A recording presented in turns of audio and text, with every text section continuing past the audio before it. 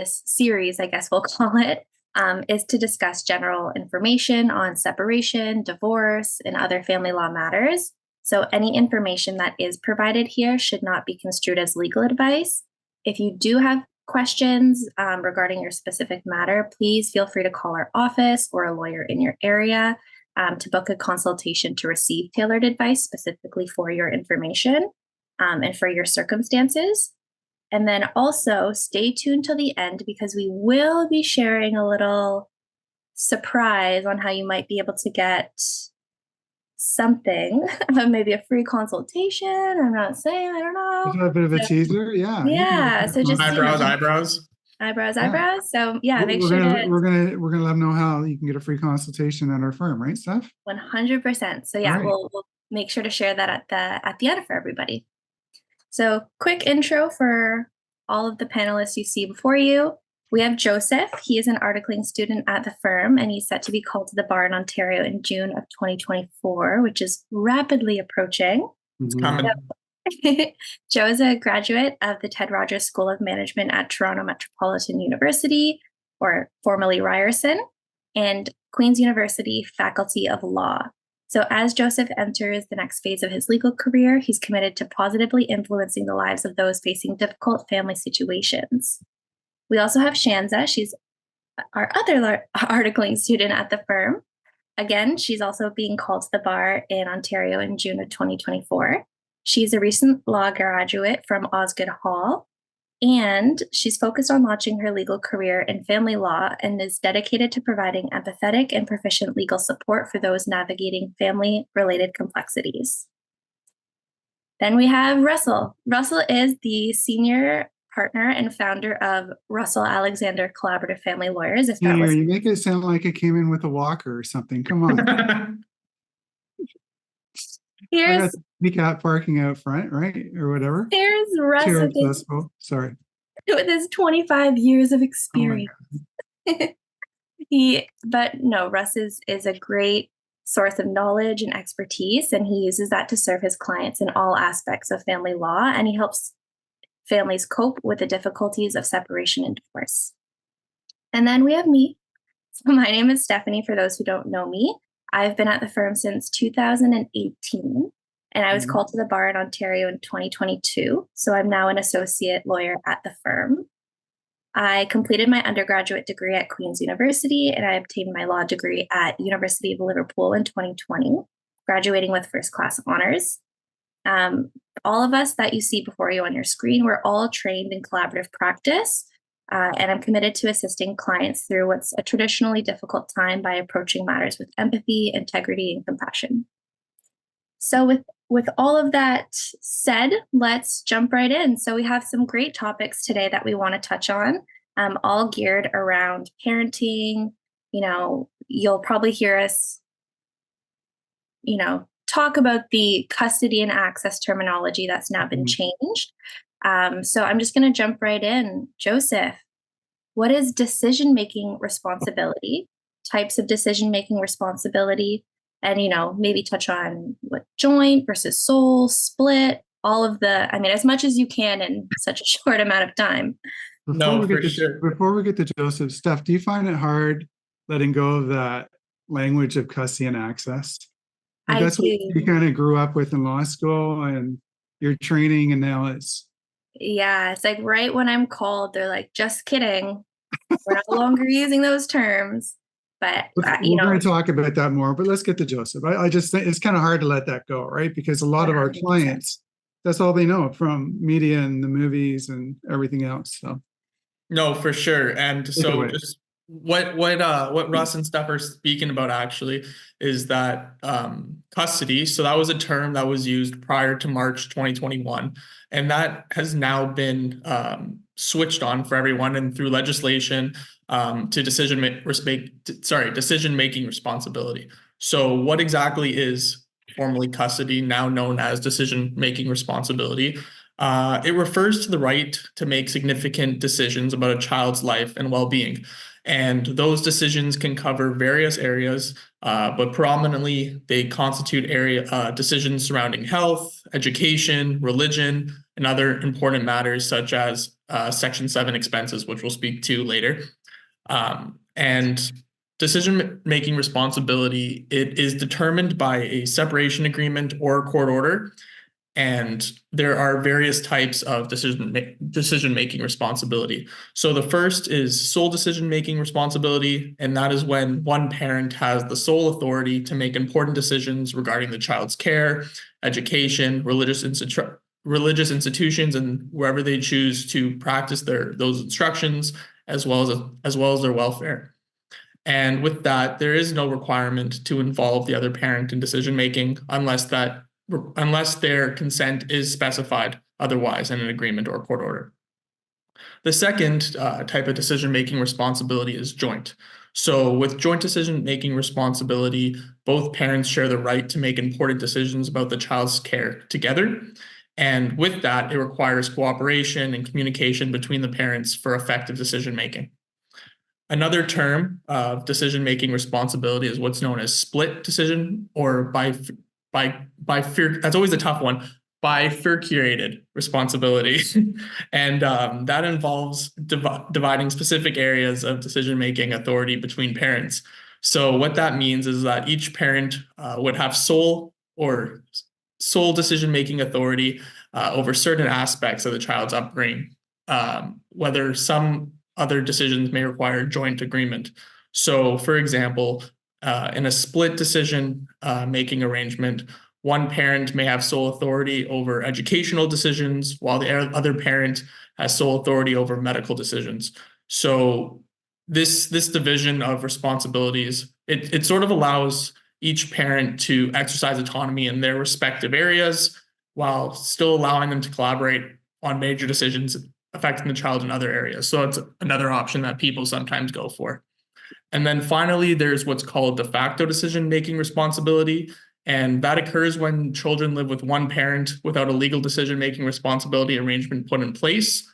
And this arises when spouses live separately and the children reside with one parent full-time, and that's arrangement sort of been accepted by the other spouse. So what's really important to note about that is that legal decision-making responsibility is established through a separation agreement or court order, and that's de facto decision-making. It doesn't have that. Steph, I got my hand up. Russ, go ahead. Do I have your permission to tell a story? 100%. We love stories. Our audience loves the stories, right? They want to hear what's going on in the trenches. What are we doing? So I would always get clients coming in pre-pandemic, right? When people used to come to the office regularly. And they want to know, well, what's the difference between sole custody and joint custody and, this and that. And I always tell them, you can go ask 10 different lawyers and you'll get 10 different answers, right? Because even lawyers can't even agree on what the definition is.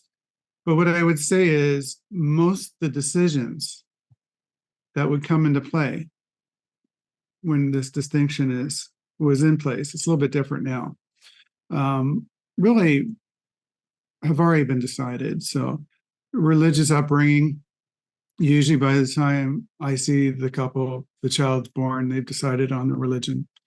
Educational upbringing, they've decided, Catholic school, Jewish school, public school, private school, Montessori. Those wheels have already kind of been set in motion. Health decisions, another big one. Jehovah's Witnesses will be concerned about that, but if you're not a Jehovah, most families defer to their family doctor, right? That's what the doctor recommends. You may need to see a specialist. That's what the specialist. 99% of the population is going to refer to whatever the medical professionals are recommending, including counseling, depending on your child. The other big one's mobility. Where's this? And we're going to talk about this in a little bit, but where's the child going to reside? Again, separating couples, they're usually going to reside in the same neighborhood. Very rarely, maybe one in a 20 or 30 is going to move out of province for employment or whatever. So all these big decisions that people get excited about regarding the language that we use, most of them have been decided, or we're going to defer to somebody else. So, and I think it's good that the government watered down the language and got away from these words of sole custody, joint custody. That sort of creates this image, there's a winner and a loser, right? I won, you're an access parent, I've got custody, or so it takes a lot of the fight out of the parenting issues that we're seeing. But back to you, Steph. Just want to share that story. Hopefully our audience got something out of it.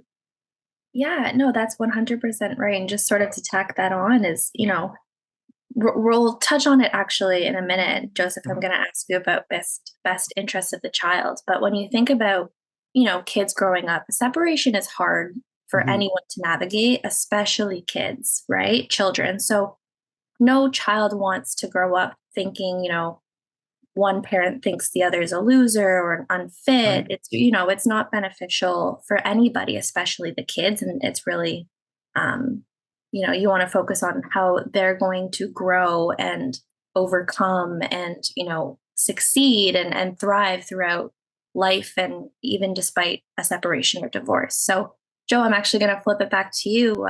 What is this, best interest of the child? We hear that a lot. What's it mean? How does it help guide parenting decisions? Yeah, so the principle of the best interest of the child, it really is a fundamental concept that we've sort of incorporated in family law. And it's a principle that prioritizes the well-being and welfare of the child above all else in legal proceedings and parenting decisions. And it's a principle that recognizes that children have certain rights and interests that deserve protection, regardless of any disputes or conflicts between parents. And this principle serves as a guiding framework for making decisions related to decision-making responsibility, parenting time, and other parenting arrangements such as relocations. And this principle truly emphasizes factors such as the child's physical, emotional, and psychological needs, their safety, their stability, and overall development. So when determining the best interest of the child, there's various factors that are taken into account. And these factors are also outlined in Section 16.3 of the Divorce Act. Some of them include the child's age and maturity level, the child's relationship with parents, their siblings, or any other significant individuals in their life, the child's health, including any special needs or medical concerns they may have, the ability of each parent to provide a stable and nurturing environment, the child's preferences, and if they are of sufficient age and maturity to express them and how they choose to express them, any history of abuse or family violence within the family, and the importance of maintaining continuity in the child's life, whether that be through school, their community, or extracurricular activities. And the courts use the best interests of the child as the primary criteria when making any decisions about decision-making responsibility, parenting time, or any other parenting arrangements. And this ensures that the child's welfare remains paramount and that their rights are protected even in the midst of any parental disputes. So this principle of the best interest of the child is enshrined in various Canadian laws and legislation. As I mentioned, it's in the Federal Divorce Act, as well as the Children's Law Reform Act if the parents aren't married and they're governed by provincial legislation. Thanks, Joseph. Mm. Russ, was I about to step on? Joseph took the words out of my mouth. I was just going to say Children's Law Reform Act if you're not married, but he read my mind, so I'm just going to zip it. But the legislation almost mirrors itself, right? Same factors, same discretion. It's pretty much the same wording. Yeah. Fact-based analysis, lots of leeway to judges hearing custody matters to give different factors different weight depending on what he or she thinks is in the best interest of the child. Yeah, and judges pretty much go to that. Like that's their first point of direction is the best interest of the child test with anything they have have in front of them. Exactly. And that can, take on so many different schedules and plans. So actually, Shanza, I'm going to flip it over to you. What are some parenting plan essentials? What are components that can, separating spouses can use to make a, effective and comprehensive plan? Yeah, for sure. Thanks, Steph. So when we talk about an effective plan, we talk about a plan that is sufficiently detailed in addressing all the parenting arrangements the parent will have moving forward, like post-separation. You will start with the more basic components, which will include living arrangements and schedules. This part will outline where the children will live, and the schedule for when they will spend time with each parent, like how weekends will be spent, how weekdays will be spent. It has to be comprehensive. So include pickup times, drop-off times, how holidays, special occasions, we go into all that details. And an effective schedule will address what I said above in a way that will be realistic. It will consider each parent, if they're working, work schedule, the children's school, extracurriculars, travel times, what's feasible, what's not. It differs from like family to family, what's going to work. In your schedule, you will include decision making, whatever you've come up with, whatever you end up picking from what Joe just mentioned earlier. There's solo, there's joint, there's split. Who's making the decision? All of that gets worded into the plan. It's also a good idea to address extra costs in the parenting plan. I know there's child support for basic expenses, but with kids, there can be extra needs. So maybe something like school supplies, any entertainment, sports, art, all of that could also be addressed in the parenting plan. It's great to have, you should have communication guidelines in there as well. Include how often parents will communicate, how they will communicate through phone calls, email, apps, what tone of communication is expected, respectful, should there be any boundaries? You want to throw all of that in there. And just having these communication guidelines, it relates more to not just the nitty-gritty of drafting the plan, but the more broader aspect of parenting and ensuring that you're providing the kids with stability and you're thinking in terms of their well-being and what's their best interests are. Moving along. Sorry, go ahead. Jeffress? Okay. And then there's other things you want to include in your plan. I know Russ hit on health, checkups, emergencies. You want to have a plan for everything. We're also looking at addressing education, extracurriculars, what activities, how the costs are shared, who's responsible for taking the kids, driving the kids. Most of the plans also include a dispute resolution clause. So this deals with how, there's going to be disagreements. So this deals with how disagreements will be resolved. It's good to include mediation in there or some other form of conflict resolution before you want to consider going to court.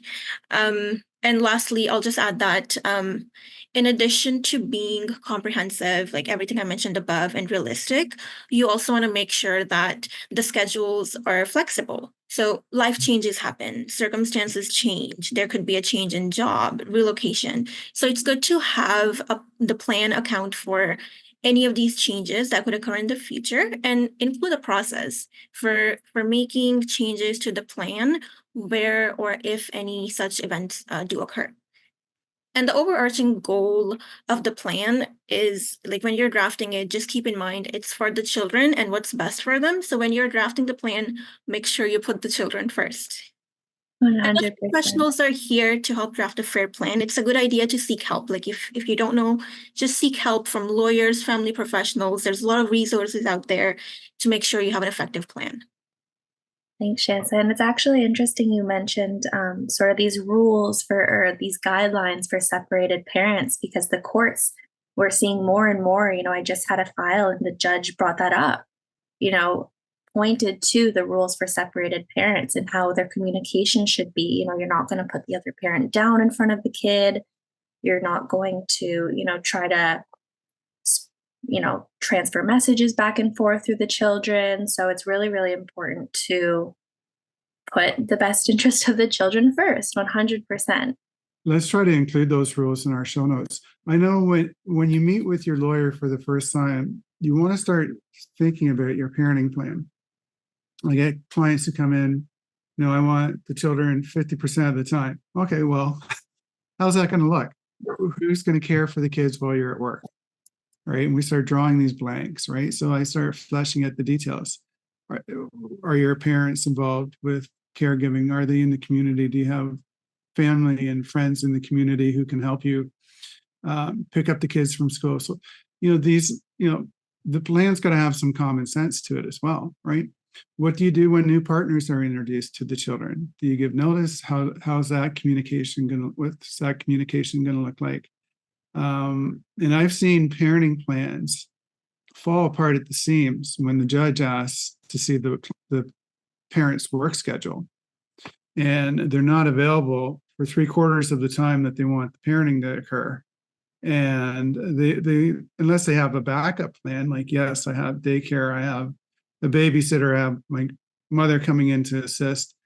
If they draw a blank, then that's not an effective parenting plan. So we, like all four of us, we'll work with social workers at the beginning in the collaborative process. Usually the first thing worked out in a separation is the parenting plan, or at least a draft one that we can get through the next 4 to 6 weeks. But those are some great tips, Shannon. So thank you so much. And another great resource too is the AFCC, which is the Association of Family and Conciliation Courts. They have a lot of great resources, especially with respects to drafting parenting plans as well. So that's also, I think we can include that in the show notes as well, like the Ontario chapter. Yeah, 100%. So it could be week-a-day, it could be alternate weekends, it could be 3-2-2. Flexibility, the options are really endless. Extended time in the summer. It all depends on where the parents are residing, what the plans are. Exactly. And, understanding this regular, whether it's a shared parenting arrangement or a split, or, are there virtual arrangements as well, especially with, COVID, this aspect of virtual parenting time has really skyrocketed. So Joseph, I'm going to flip it back. Steph, let's just look at some of these audience questions. Sure. Thank you everybody for sending them. What age is the child does it becomes the child's decision? Well, every child's different, right? We have 12-year-olds who are mature old souls that are like 18. We have 16-year-olds who act like 9-year-olds. There's no trigger, but I would say the older the child gets, the more weight and consideration the court would consider their wishes. But I thought that was a good question to tie into this section of the program. But back to you, Steph. Sorry for interrupting. And actually back to you, Joseph. Yeah, no, thank you. So going back to parenting time, so that was also one of the big changes that they made. So prior to March 2021, parenting time was known as access, and now parenting time is used in most cases. There are some cases where access is still used, more so with Children's Aid Society cases, but pretty much with majority of family law cases, parenting time is the term that's used. And it refers to a time a child spends in a parent's care, regardless of physical presence. So what that means is the child may be in sports, maybe at school, they may be at the doctor's. So it doesn't matter that the child's not necessarily in the physical presence of the parent, but that the child is in the parent's care. And what's really important to note is that parents, regardless if you are the primary parent in terms of the child is primarily residing with you or the child is secondarily residing with you, is that all parents have the right to parenting time. However, the only caveat with that is that a court may deem that it may not be in the child's best interests to have that parenting time exercised. So with respects to parenting time arrangements, they can be detailed in a parenting plan, as Shanza discussed earlier. They can be outlined in a separation agreement or through court order.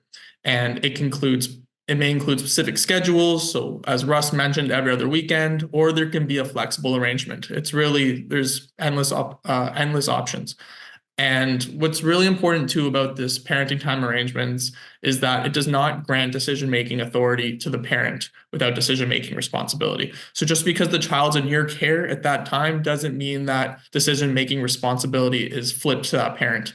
The only caveat with that again is that there may be day-to-day parenting decision-making.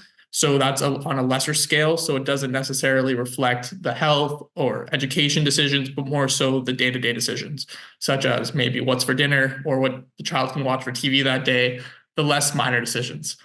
And with that, there are different types of parenting time arrangements. The first one I'm going to talk about is a shared parenting time schedule. And funny enough, it doesn't mean 50-50. A shared parenting time schedule is when at least the child lives 40% of the time with each parent. So 40% is a threshold in that sense, and that number is actually regulated by the child support guidelines. There's also split parenting time, which occurs when parents have multiple children, and each parent will primarily care for different children. So if you have two boys, one boy may live with you, and the other boy may live with your spouse. And that's what's considered regular parenting time. Then we go into what's called supervised parenting time. So supervised parenting time is arranged if there are safety concerns and they exist during visits or exchanges, and it requires a neutral third party to be present during visits or exchanges. And supervision can be agreed upon by parents, or it could be mandated by the court.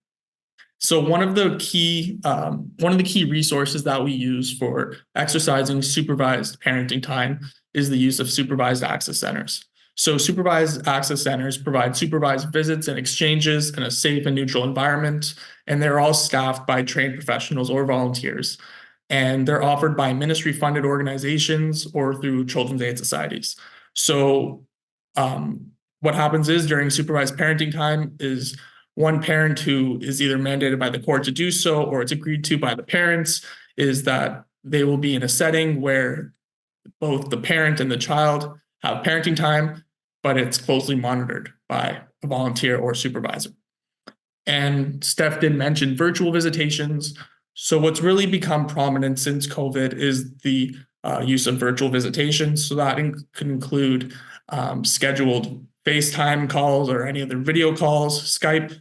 So that's just a way for parents to exercise their parenting time while not necessarily being in the same room with them, physically at least. Yeah, thanks, Joseph. And, there's a lot of different, you mentioned supervised, I think they still call them supervised access centers, even though the terminology has changed to parenting time. But there's multiple. There are some that you require a court order for, but there are other, let me think, there's Renew, there's Braden. Those are supervised access centers that you can, agree to a schedule. And so I was just saying, it doesn't even have to be a supervised access center. If both parties agree that someone's one of the spouse's parents can be present while there's a visitation going on, that can count as a neutral third party if the parents agree to. So it doesn't necessarily have to be at a supervised access center. If the parties can agree to any neutral third party who they feel comfortable, then that's more than acceptable. 100%. And, we actually see that more and more, especially because it provides a cost-saving alternative than a supervised access center. So Joseph brought up, the fact that supervision or supervised parenting time could be court mandated. So the role of the court and how, these parenting decisions are made is really, like we've sort of mentioned throughout, what's in the best interest of the child. So judges will consider the variety of factors that Joseph previously mentioned.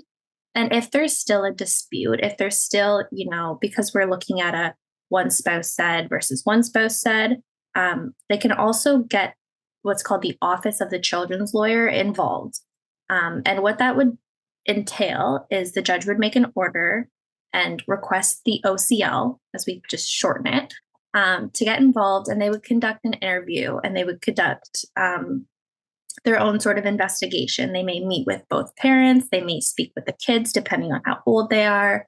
They may speak with teachers or, other adults in the child's life.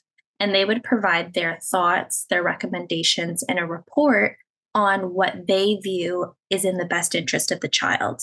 So those are often used when there is a dispute or there may be parenting concerns, but, we want a neutral third party to take a look, see what's going on, and provide that information to the court. So then the judge can help, with their guidance, their recommendations. And maybe sometimes it brings the two parents closer together because they have a better understanding of what's going on in the other household when they're not there.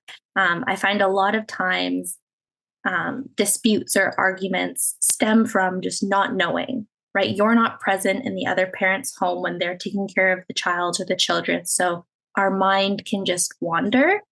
So having that type of report from the OCL can be extremely helpful in reaching a settlement. If for whatever reason the Office of the Children's Lawyer is unable to take on your matter or take on your file, there are private reports that you can pursue, and if both parties are consenting, and that's called a Section 30 assessment. So it's called a Section 30 assessment because in the Children's Law Reform Act, it's Section 30. So that's an alternative. They usually do have a cost associated because you are seeking a private professional to conduct this assessment. But it can be a great tool, both in court and outside of court, to sort of help facilitate discussion and promote settlement and an understanding of what is in the best interest of your child or children. Steph, I know you said OCL, and I know you said Office of the Children's Lawyer. Can you just explain to our audience what that is and what that office does, just briefly? Of course. Yeah, I know it's hard because we use these terms so frequently. It's like second nature for us, right? Yeah. Exactly. So the Office of the Children's Lawyers, traditionally somebody with a social work background, and they are there to provide a voice for the child, or a voice of the child report. They're always going to keep the children at the forefront of the process. And focus on what are their needs, what's going to impact their well-being, what, maybe it's something right now, a certain schedule or a certain dynamic right now, but because they're so young, maybe it needs to evolve, and, there's gradual changes as the child grows up. So they're really there to be the child's voice. This is another tool in the judge's toolbox, right? It's provided for by the government of Ontario. There's no cost. The judge makes a reference or an order for it. The children's lawyer can decline to get involved, is depending on the resources. They usually do, but sometimes they just don't have the resources to meet every case. But it's just another option that's available to the court. 100%.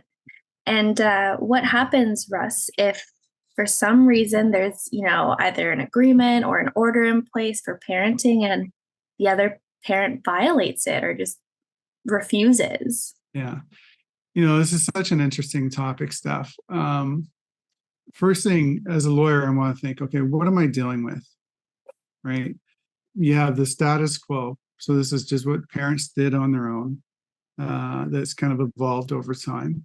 And most judges don't want to disturb the status quo unless it's not in the child's best interest. If it's working, they might defer to keep the status quo going, right? You may have a verbal agreement or a separation agreement. And then you need to say, okay, well, what remedies are available within the agreement to deal with non-compliance? There could be a dispute resolution provision that you may need to follow. There could be, sometimes agreements will defer decisions to third parties, such as parenting coordinators, if there's a specific dispute over a pickup or drop off time or a holiday schedule.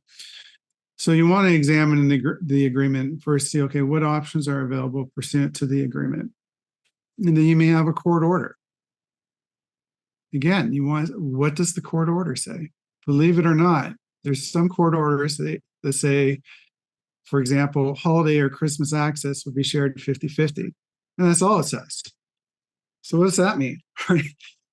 Doesn't say anything, right? You can't enforce that order because it's not specific enough. Or Christmas Day is going to rotate, but it doesn't say who gets what day, right? And so you want to look at the court order, and specifically what's in the court order may provide some type of dispute resolution mechanism. Oftentimes, if it's an active case, the case management judge may just say, resolve any disputes by 14B to the case management judge, which is a type of motion that you do in writing, procedural, mainly, unless the judge orders otherwise. So if that mechanism is in the order, then you need to follow that process. All right, so let's just say, hypothetically, you have a court order. Great, now I can enforce something. What does it say? Yeah, it's specific. That parent didn't comply with this order. What am I going to do next? Well, common sense would dictate that you call or write the other parent. There could be a simple explanation. Car broke down, worked overtime, family was sick. Who knows what the explanation is? Let's see what the response is. No response, then write to them. No response. Consider whether a case management judge is available to assist. If necessary, you may want to bring a motion. I would start with a motion for direction for enforcement. So what you're saying is we have this order, ask for the court's guidance in terms of how to enforce the order. Lots of lawyers come out guns a-blazing with a contempt motion. Contempt is a criminal standard of beyond a reasonable doubt, and the order needs to be very specific, and the breach needs to be very clear. Very rarely do you check off all those boxes. If you do, the responding parent has a right to have a hearing and call evidence, and then the judge needs to make a decision. So you're looking at months before you get any real effect to a contempt order. And then if there's a contempt finding, the judge has a range of options he or she can impose to force compliance. The highest threshold is obviously incarceration. That's a tool of last resort for a court to go to contempt and to deny somebody's liberty. It's questionable as to whether or not it's in the child's best interest as well to have this kind of outcome over a parenting dispute. So what do you do? You look at all those things I talked about. What am I dealing with? Is it status quo, verbal agreement, written agreement, court order? What mechanisms are within the order to allow me to address those issues? How specific is the agreement or order that the court's going to find that this person violated? But before you get all that, find out what the other parent's explanation is. It could be something very simple. So those are some common sense approaches to take. Very expensive if you involve the court. You could save that money, take your kids to Disneyland, put it in an RESP, use it for their college or university. Don't spend it on the lawyers unless you have to. If you're going to have to do a little bit of compromise, move some dates around, maybe a makeup visit or two, that's certainly going to be in the family's best interest in terms of saving resources and also in the child's best interest. Back to you, Steph. Thanks. Thanks, Russ. And that was, a great overview. And it really goes back to the good old, it depends, right? There are so many things that you have to think of and you have to consider, and, you have to sort of do that cost benefit analysis yourself as well. Maybe instead of after hours, we'll just call it depends. Right? You know what? That has a ring to it, and it has a lot of truth to it. That's true. Thanks, Russ. One of the topics that we're just going to switch gears a little bit, we see it, we hear a lot of, and, it is of concern is, when does it get to the point that there's any parental alienation? And, what do you do if that becomes an issue? Shanza, I'm going to hand that over to you. Thank you, Steph. Yeah, no, you're right. Parental alienation is a very serious issue that affects many families that are going through a separation or divorce. And I think I should start with what is parental alienation. Parental alienation it's where one parent manipulates and undermines the child's relationship with the other parent. Imagine this. You've got a child and who's stuck in the middle of a war zone between mom and dad. Like on one side, there's the parent who's playing dirty. They're kind of bad-mouthing the other parent or making it really hard for them to see the child. And on the flip side, there's the other parent who's just trying to be there for the child, and just trying to exercise parenting time with them, but they keep hitting roadblocks because of the other parent. In reality and in practice, parental alienation could mean the kid not getting enough time with one parent, the alienating parent playing gatekeeper with phone calls or visits, or even making up lies about the other parent. Their end goal seems to be to turn the child against the other parent, which causes all sorts of emotional distress and damages the relationship. the consequences of it can be really devastating. There's kids, the kids feeling like they're walking on eggshells, they're dealing with anxiety, they're struggling to trust the parent, like which parent to trust, which parent to believe. It's heartbreaking stuff. The children's world, it becomes consumed by the conflict between the parents. But it doesn't have to be that way. Recognizing the signs of alienation is the first step. If there are any of these signs that I mentioned above, get the pros involved: therapists, counselors, lawyers. We can come in, they can all come in, and they can help families kind of untangle the mess.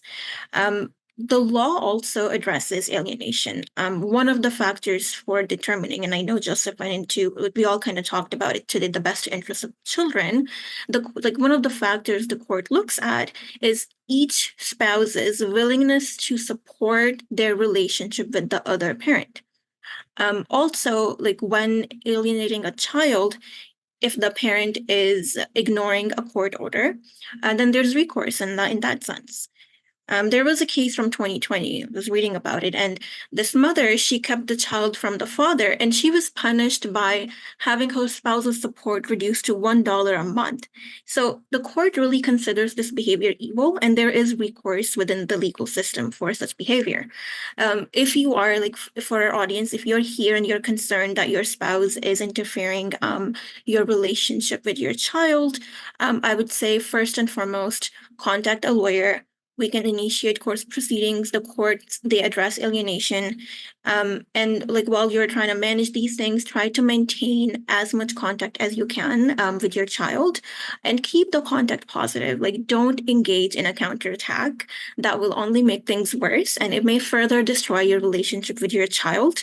And finally, maybe try contacting a counseling professional so you can get started on the repair process with your child. Yeah, and I think that's amazing advice too, right? Or, tips and tricks to overcome when there may be concerns of parental alienation. Russ? Yeah, I've seen trial judges where both parents wanted the child in their care full time. Both had great parenting plans. Both were professionals and great parents. The case turned on whether or not the judge thought one parent would encourage the child's relationship with the other parent more. And that was the tipping point. So when these cases where these parents are doing everything they can do to undermine the child's relationship with the other parents, usually that ends up very badly for that parent, because at the end of the day, the judge wants, and studies show, that children who have good relationships with both parents turn out to be healthier, more productive members of society. The children who do not end up in the criminal justice system or the young offender system, dropping out of school, drug addictions, crime, all the rest of it. So it's really in the child's best interest to have a good relationship with both parents. Thanks, Russ. And I'm just taking a look here at some of our Q&A that's come in. So we do have a question on relocation, and Chance, I'm going to flip this back over to you. What are the rules in the legislation in, Ontario about moving with child or children post-divorce and separation? Yeah, no, for sure. I'll take over stuff. So there has been changes in the law regarding relocation since March 2021. So it wasn't just the terms that changed, there's been more changes to the law. So according to the law, there is a difference between change in residence and relocation. Relocation is the important one, or the scary one, because relocation is when the change in residence will have a significant impact on the child's relationship with the other parent. And what that means is you're moving so far away that it's become harder for the other parent to continue to exercise their parenting time. An example would be a parent's move with their child from one province to another, and that would generally be considered a relocation. Not all moves are relocation, but sometimes, like I know I said moving provinces, but sometimes even a move of a short distance can be a relocation. The bottom line is there a significant impact on the parenting schedule? And if there is, then you are relocating. Now, if you're moving and your move is not a relocation, then all you need to do is give notice to the other party so they can continue to exercise their parenting responsibilities. You want to let them know when you're moving, your new address, and that's pretty much the end of it. But if you are relocating, then there are additional requirements, and you do need the consent of the other parent to move. If they don't consent and they can object to your move, the courts get involved and they get to decide if the relocation should be allowed and if the relocation is good for the child. In terms of the extra requirements, if you are relocating, you have to give a notice, so a 60-day notice, letting the other parent know of your intention to move, your new address, and you also have to propose a new parenting schedule that the current plan could be changed to that would still allow the other parent to spend time with the child. Like I said earlier, the other parent can object to the move, and if they do, and if they file something called an objection to the relocation, or maybe even if they start a court application opposing the relocation, in that case, you cannot move with the child until the court makes an order to allow your move. Now, if you're the parent who is objecting to the move, you'll have to explain why you object, and you also have to give your views on the new plan that the parent proposed as to why that doesn't work. When it gets to court, the court will look at the best interests of the child.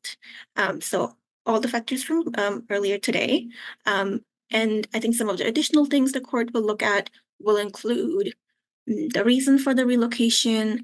What is it for? Is it for a new job? Is it to be with a new partner?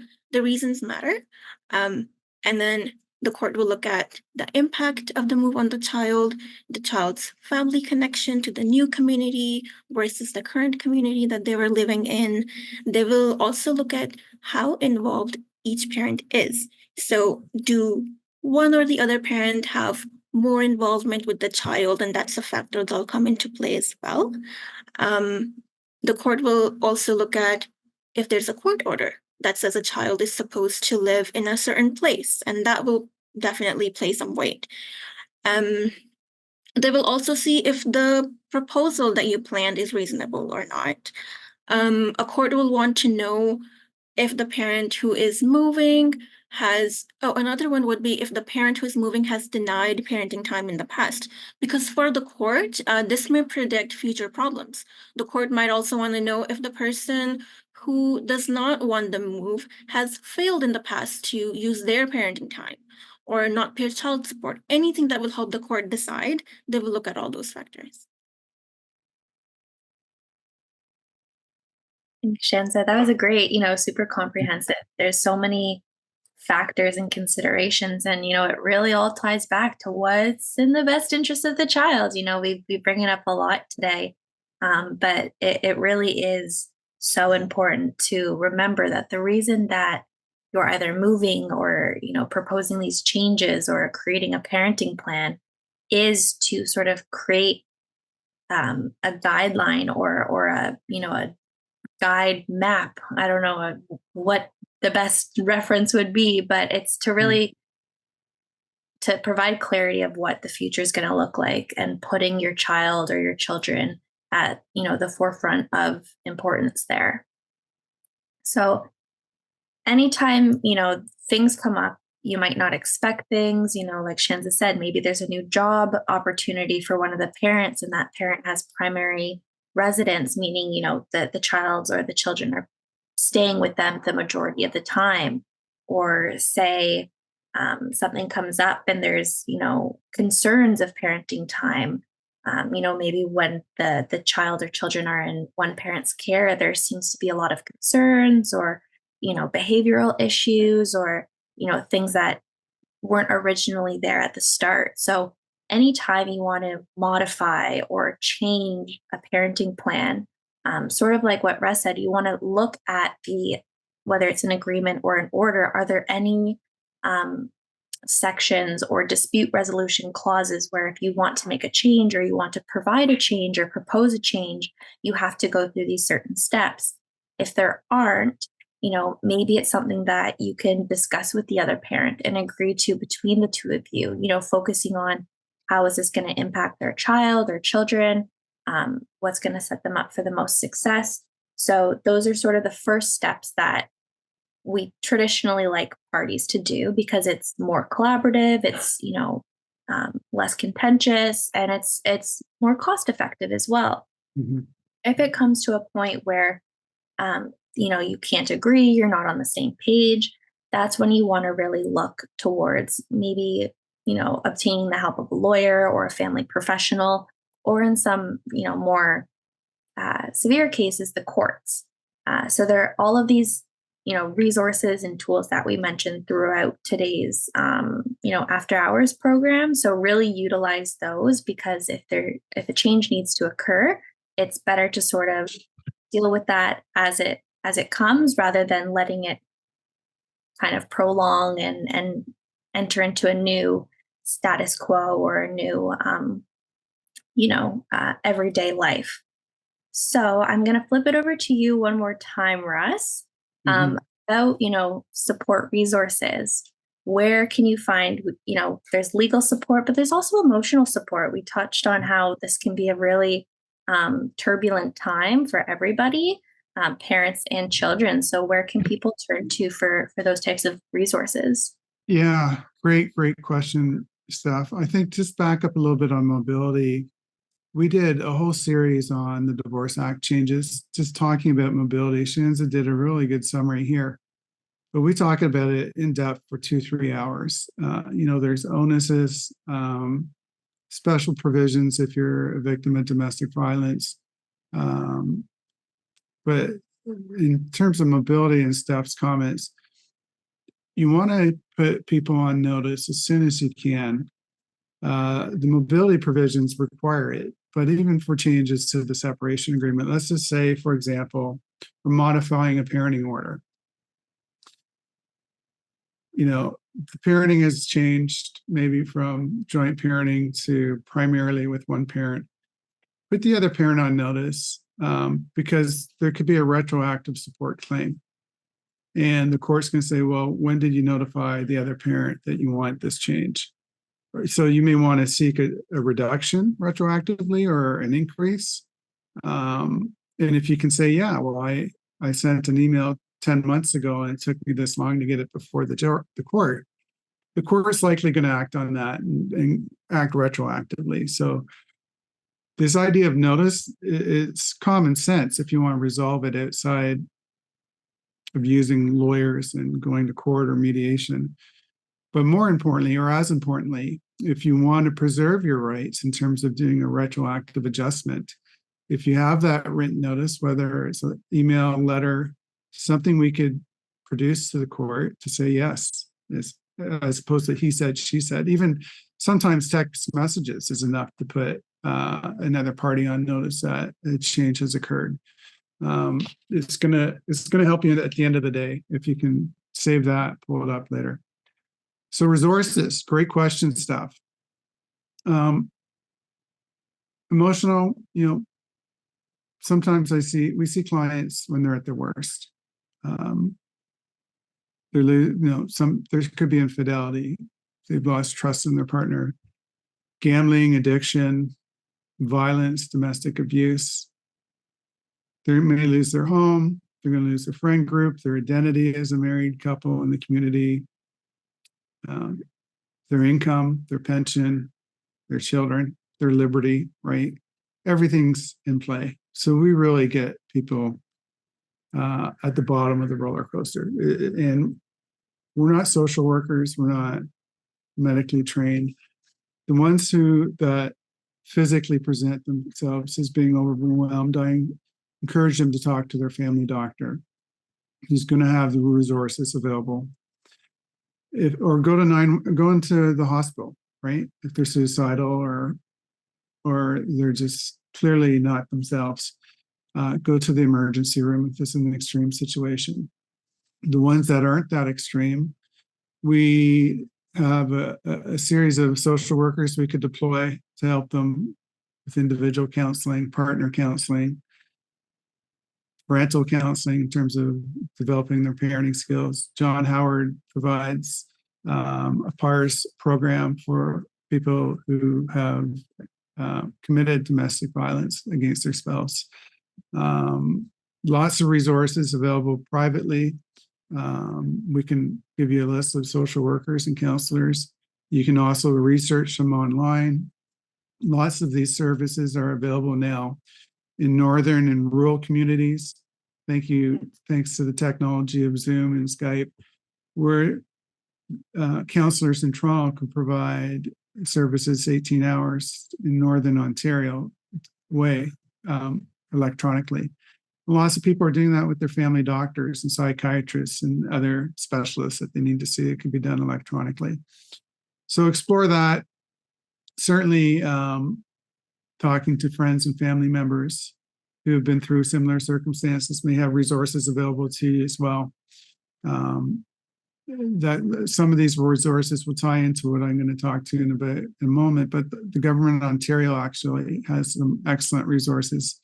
Canadian Mental Health has resources available to you. There's 1-800 helplines that you can contact day or night if you need immediate assistance. So there's lots of support here for you if you're having a tough time going through your separation or divorce. In terms of legal resources, well, you have today's program.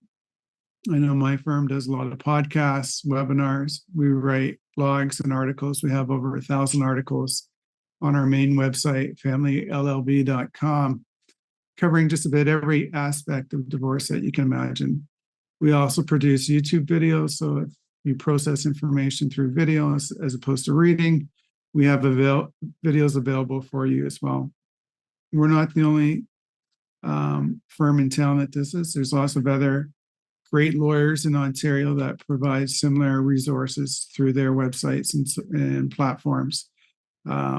So if it's a licensed lawyer in Ontario, it's likely you're going to be getting reliable information that you can act on. I would avoid internet information if it's not coming from a licensed professional.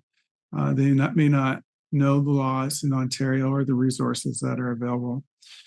Lawyers are governed by the Law Society of Ontario, and Law Society collectively provides a lot of invaluable resources to not only lawyers, but to members of the public.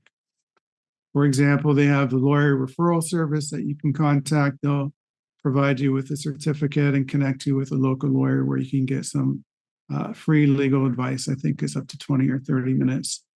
The government of Ontario, through the Attorney General, Ministry of the Attorney General, and the Ontario provincial courts and the Ontario Superior Court, also has a plethora of information available to the public. Everything from child to spousal support, information about divorce, information about domestic violence. Unified Family Courts, there's several of them in the province, have a family law information center in the courthouse that you can walk into and pick up paper brochures and speak to somebody at the counter to get assistance. There's usually duty counsel and mediators available at the courthouse if you're going to court, either remotely or on site, depending on the type of hearing that you're having. So the resources are out there. Speak to a lawyer, speak to your family doctor, speak to a friend who's been through it to make a start, do some internet research in terms of reliable information. Certainly the government of Canada, the government of Ontario, if you're residing in Ontario, Law Society of Ontario are great places to start. Ministry of the Attorney General, Ontario Superior Court website, and certainly our website and other local professionals. So the resources are plentiful, so please use them. And most of them initially are at no cost. Back to you, Steph. Russ, I know it's 6 o'clock. Are you all okay if we have one more question that Yeah, came let's in? do a couple questions. And and you got the teaser. Don't Yeah, forget, make some sure. people stay to the end, so let's not forget about that. So one other question that came in is specifically around step parents and or grandparents having time with the children. So Joseph, I'm going to actually flip this over to you. What rights, if any, do step parents or grandparents have with respect to parenting time or contact and visitation? Yeah, for sure. Thanks, Steph. So in Ontario, step parents and grandparents do not actually have automatic rights to visitation to children or to their grandchildren or their stepchildren. However, under certain circumstances, they may seek permission from the court to have this access or these visitation rights. Concerning step parents, so as I mentioned, step parents do not have an inherent legal right to visitation with their stepchildren. However, if the biological parent with whom the child between the two of them resides with, and they allow for this visitation, then the step parent may have access during those times. If the relationship between the child and the step parent is significant and ongoing, and it's deemed in the child's best interest, the step parent may actually apply to the court for access or visitation rights, and that's through a contact order. And with respects to grandparents, as well as step parents, grandparents do not have automatic rights to visitation or access in Ontario. And same as with step parents, they can also seek this permission from the court for parenting time if they can demonstrate that such parenting time would be in the best interests of their grandchildren. And with that, the court will consider various factors, including the nature of the relationship between the grandparent and the grandchild, the reasons for seeking such parenting time, and as always, the impact on the child's well-being. As well with that, they can apply for what's called a contact order. And if the grandparent actually wants to be able to make decisions and have decision-making responsibility, that can be done through a parenting order. Thanks, Joseph. And then the other one that came in, we'll just touch on quickly. Can children... Okay, so this sort of touches back to what we discussed about the voice of the child, how children can express their views or their preferences. Sometimes even I've seen, separation agreements emphasize that as children grow up and get older, they might have more of a say, as they approach their teenage years, they might, want to spend more time with their friends or at, going out to camps or things like that. So, we have the Office of the Children's Lawyer, so that's a Section 112 assessment, or the private assessments that are done. All right, so I'm going to be mindful of the time. We are a little bit over, and we did promise that we would be sharing some news or some. Let's give Shanza one more question. We can't let her off that easy. We've been giving her the hard stuff all night: parental alienation, everything else. Let's give her a zinger. A zinger.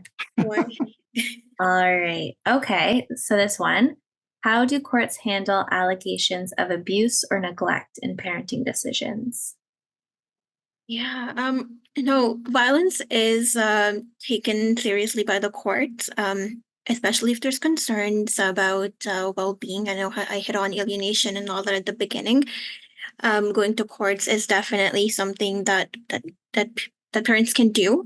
And the law defines family violence, and it doesn't have to be just physical. It could be psychological, any harassment. It covers all of that. So if there are serious concerns about violence and well-being, seek urgent relief from the court.